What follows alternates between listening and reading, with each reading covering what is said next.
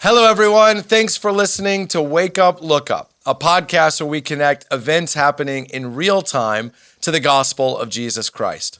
I'm Zach Wyrock, and in today's episode, we're asking the question, do we need warriors? This is prompted by an article in the Wall Street Journal this week by Mike Gallagher that was looking at the struggles the U.S. military has had in meeting its enlistment goals. Just for context, in both 2022 and 2023, the Army fell short of their enlistment goals. This is compounded by the fact that in the previous administration, record numbers of soldiers were discharged for things like refusing to comply with the COVID-19 vaccine mandate. So for all these reasons, the U.S. military has not had the amount of soldiers they believe they need to fulfill their mission. It's a recruitment crisis.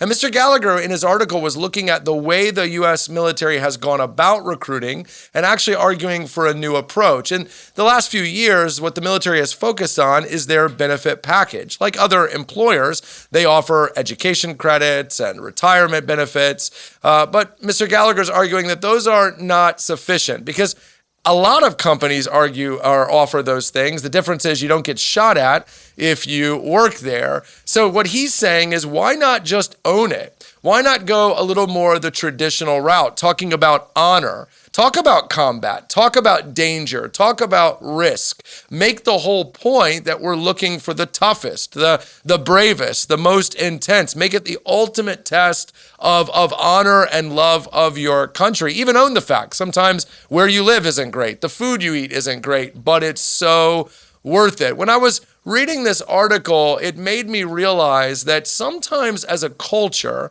we don't own the fact that ideas have consequences. When we talk or advance a particular agenda, there's a ripple effect. And I think over the last 10 years, as a culture, we have lost our way with masculinity.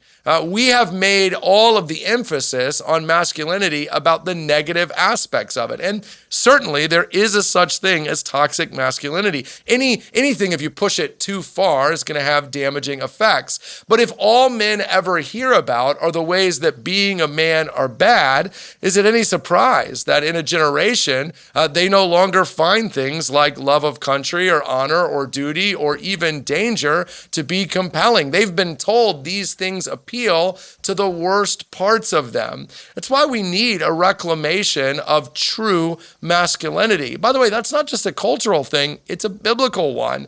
Consider, for example, in 1 Corinthians 16:13, as Paul ends his letter to the Corinthian church and to their leaders, he tells them, act like men. That's a pretty brazen way of Paul saying there is a particular way of living and being that is true for men. Men thrive on challenge. They thrive on brotherhood. They thrive on taking the hill. That's why in Proverbs 27:17, we're told that just as iron sharpens iron, one brother challenges another. That is the way God has built men. And maybe we need to be sharing that message a little more, because in so doing, it makes men want to do the things that historically, traditionally, biblically, men have done. And that includes being warriors. In Psalm 144:1, the psalmist says, "The Lord prepares my hands for battle." And he's not being metaphorical. He means literal, actual,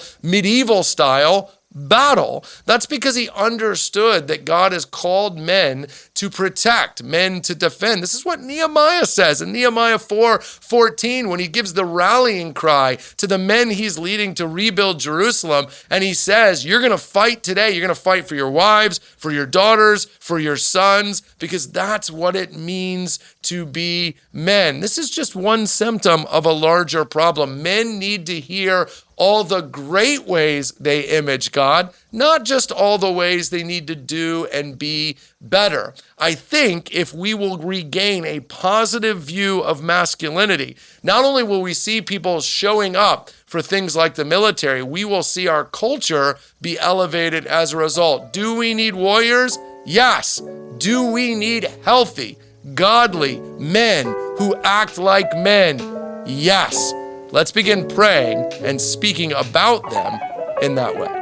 Hey, thanks so much for watching this episode of Wake Up, Look Up. While you're here, take a minute to like and subscribe. Really helps us get the word out. Don't hesitate to leave a review wherever you might find this podcast on an audio level and help spread the word. And hey, while you're here, check out all the other content we have at Christ Community Chapel on YouTube. Some of those videos are popping up on the screen now. Click on one.